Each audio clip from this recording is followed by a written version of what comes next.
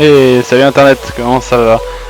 C'est Billy pour une 8ème vidéo, putain déjà 8, c'est fou, ça avance. Alors déjà dans un premier temps, je me suis échauffé la voix, je sais pas si ça va changer quoi que ce soit, peut-être que je vais moins bafouiller, c'est possible sur les mots, ou je vais peut-être moins bugger sur les mots, mais dans tous les cas, voilà.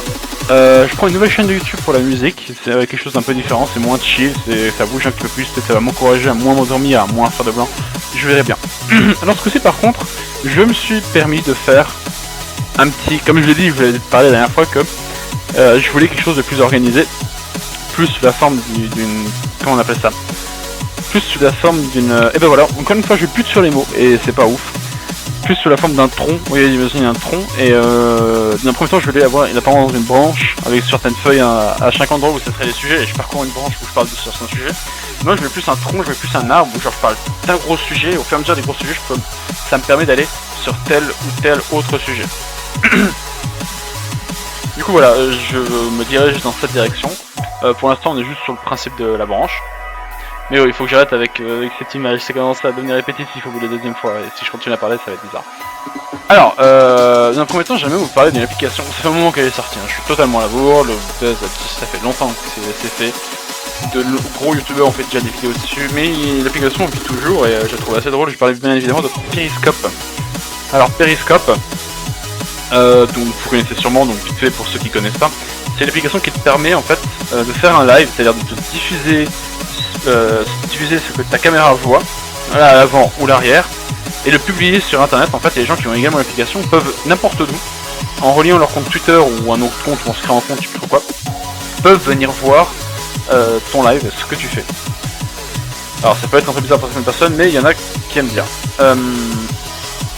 Et du coup c'est très drôle parce qu'on peut se balader dans le monde et on peut littéralement aller dans le monde entier. Et moi j'adore ce côté où tu peux justement aller voir d'autres personnes qui sont à l'autre bout du monde. Tu sais, il y a des gens au Japon, là cet après-midi j'en ai vu en Corée du Nord, t'en as en Thaïlande, t'en as en Amérique du Sud, t'en as aux États-Unis, t'en as en Europe, t'en as en Afrique, t'en as partout, t'en as en Asie, partout. Il y a énormément de personnes qui live. D'ailleurs si vous n'avez pas l'application, je vous invite à la télécharger et à aller jeter un coup d'œil, c'est très rigolo de voir toutes ces personnes qui live. Et ouais, ils sont un certain spécimen assez rigolo et pour moi ça me fait bien rire. C'est clairement quelque chose que je peux vous recommander. Entre autres, ouais, c'est rigolo d'aller voir par exemple des asiatiques, des personnes du Japon, de la Chine ou de la Corée. Et tu les vois, il y a d'autres personnes qui regardent évidemment, qui sont également souvent des Coréens ou des Japonais respectivement, ou des Chinois respectivement également. Mais qui du coup parlent de leur même langage, que ce soit dans le chat ou oui, donc dans le chat, donc évidemment également blablabla, 1 2 1 2 1 2, oui c'est bon je reviens. Mais également avec la personne qui diffuse le live, ils parlent tous du même langage et je trouve ça assez rigolo.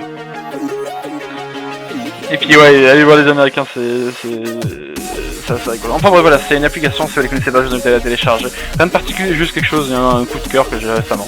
Waouh, coup de cœur, bientôt je vais commencer à faire des vidéos maquillage, et des vidéos coup de cœur, et des vidéos routine night. Excellent. Ensuite, c'est à propos d'application d'ailleurs, il y a une autre application qui fait du buzz ces derniers temps. Par contre, elle est carrément d'actualité, mec. Alors elle, c'est plus d'actualité, je pense que tu meurs en termes d'application, hein, évidemment, parce qu'il y a des choses plus actuelles, mais elle s'appelle FaceSwap.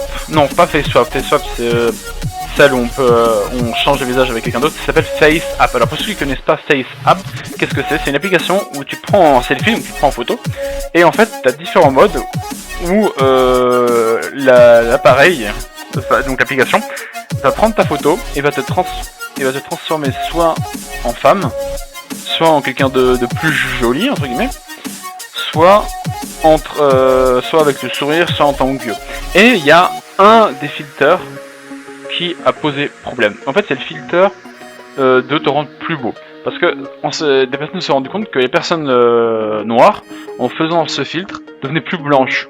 Et du coup, forcément, l'application FaceApp, qui s'appelle FaceApp, donc Face comme un visage et App comme une application, qui donc du coup a été accusé de racisme. Parce que, ouais, donc je suis plus beau, donc je suis blanc. C'est raciste, on est d'accord. On est d'accord. Et ça a été testé à plusieurs endroits, entre autres sur les célébrités. Et du coup, les créateurs d'application ont répondu et ont dit qu'ils s'excusaient. Alors pourquoi? Bon, pourquoi est-ce qu'ils comprend, mais alors pourquoi est-ce que ça fait ça? C'est juste parce que l'application, c'est basé sur des faits, et c'est basé sur des exemples.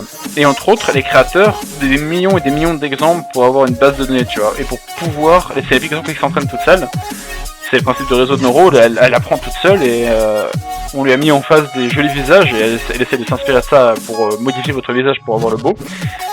Mais du coup, lorsqu'ils ont entraîné l'application, entre guillemets, donc lorsqu'ils lui ont montré plein de beaux visages, ils lui ont montré que les personnes de visages blancs. Du coup, forcément, l'application, qu'est-ce qu'elle a entendu? Qu'est-ce qu'elle a compris? Elle a compris, ben, ok, donc quelqu'un de beau, c'est blanc. Alors, c'est pas les créateurs qui sont racistes, c'est pas les développeurs qui sont racistes, c'est juste qu'ils ont fait une erreur, ils ont oublié de montrer d'autres types de visages, de type noir ou asiatique. Et c'est pas l'application non plus qui peut être raciste, c'est une application, je vois pas trop comment elle peut être raciste. Et j'ai trouvé ça assez rigolo. Donc voilà, c'est une intelligence artificielle, comme ils disent ici, qui du coup est sexiste envers les êtres humains. J'aimerais également vous parler d'un autre. Faut que je travaille sur mes transitions, bon, c'est pas possible. Là, ça se voit que je suis devant mon fichier texte et je suis en mode. Alors, petit 1, je parle de ça, petit 2, je parle de ça, et petit 3, je parle de ça. Faut que je travaille sur mes transitions, je suis d'accord avec vous. Mais j'y reviendrai. D'abord, petit à petit, on avance vidéo après vidéo, j'essaie d'améliorer mon contenu. Je vais vous parler d'un projet que je commence à faire en classe, qui est. Oh, attention, faut que je change la musique et j'arrive pas à parler en même temps. Je n'arrive pas à changer la musique et en même temps parler, du coup, j'essaye de faire ça. Hop, vite fait, tac. Donc je voudrais parler d'un projet que je suis en train de faire en cours ces derniers temps, qui est le projet de SHS. Alors je crois que c'est Sciences Humaines et Sociales. Et je suis en communication, et notre but... Qu'est-ce que c'est que cette musique? Qu'est-ce que c'est que cette musique? Ok, ça va. Et notre... c'était pas très agréable de changer de musique comme ça d'un coup, mais bon, bref. Et du coup on doit faire un poster en fait. En SHS, nous on est en communication. On doit faire un poster sur les communications, et on a eu une idée, enfin j'ai eu une idée, et je pensais pas qu'on allait la prendre sérieusement, mais si ça marche, c'est du génie, c'est du génie. C'est... attendez, 5 secondes, il faut que je note un truc. Je pense que c'est assez rigolo. C'est le principe du clickbait, du putaclic, si tu préfères, qu'on trouve très vite sur...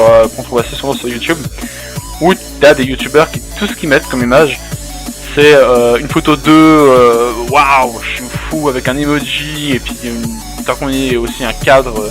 oula, un cadre, oh là, attends, j'ai monté la musique, ça s'arrête pas, désolé. Un cadre avec plein d'arc-en-ciel, plein de toutes les couleurs, et des emojis, des flèches rouges, enfin bref, tout ce que tu veux.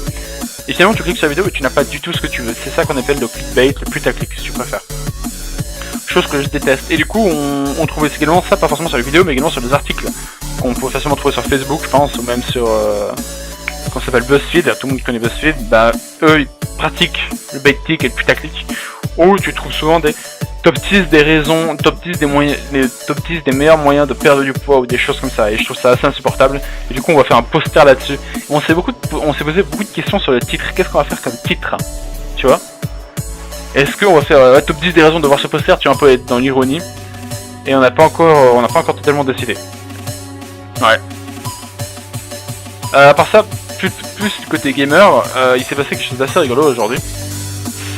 Il y a un tournoi qui est en train de se passer sur Counter-Strike Global Offensive, donc pour ceux qui connaissent.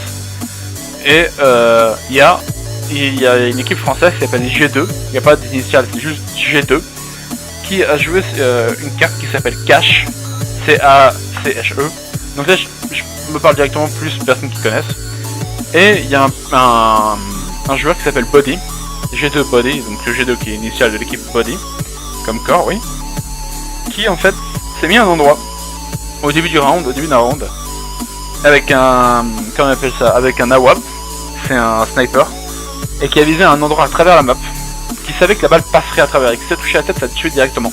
Donc dès le début du round, donc on appelle ça un wallbang, et il a visé un endroit dès le début du round, il a attendu patiemment, et aléatoirement il a tiré, enfin pas aléatoirement, je pense qu'il avait un timing, mais il y a pas mal, une bonne part de chance là-dedans. Il a tiré et il a tué quelqu'un en fait justement, donc dans le jeu. Et il a recommencé juste le round d'après, et encore une fois, il a réussi. Et j'ai trouvé ça impressionnant. Tout le monde a trouvé ça impressionnant. Je vous invite à regarder ceux qui connaissent, là je parle aux connaisseurs, hein, je le redis. Allez voir sur Reddit CSGO. Si vous regardez cette vidéo maintenant, vous verrez que vous verrez que vous pourrez pas la louper, vous pourrez pas le louper sur Reddit. Sinon vous cherchez Body Wall Bang, Wall comme un mur et Bang comme B-A-N-G comme un bang, hein. Et vous verrez que on peut pas le louper et c'est assez impressionnant. Bon. Sur ce, j'ai pas énormément à raconter, ouais. Il faudrait que je sois plus naturel. Ah, c'est compliqué, hein, on se rend pas compte. Il faut avoir des sujets auxquels parler, et ça, il faut que je prépare à l'avance, parce que je peux pas lancer le truc et me dire, bon, alors de quoi je parle? Tu vois, non, il faut que j'ai les sujets. Mais également, il faut que ce soit naturel, il faut que j'ai les transitions, et il faut que la fin, ça j'en ai déjà parlé dans un dernier épisode de ça, justement, et c'est un problème qu'il va falloir que je résolve. C'est, j'arrive à la fin, il faut que je puisse m'arrêter, tu vois. Mais il faut pas que je puisse m'arrêter genre, je parle de ça, tac, j'ai fini par ça, allez salut, ciao, allez je coupe, c'est fini. Non, il faut faire une fin qui se rapproche petit à petit de la fin. Ce que je suis en train de faire maintenant en fait. Parce qu'au fur et à mesure, je ne m'arrête pas soudainement, mais je vous fais gentiment comprendre que on arrive à la fin de l'épisode et que je vais bientôt m'arrêter là. Puisque c'est le cas, je vais m'arrêter là, j'ai une longue soirée là. Et ouais, je suis fatigué, je te fous. Pas mal de travail ces derniers temps, j'ai eu des résultats d'examen qui sont tombés, des résultats de projets qu'on a rendus qui sont tombés. Bon, ça se passe bien, hein, vous inquiétez pas. Mais voilà, pas mal de travail, pas mal de fatigue.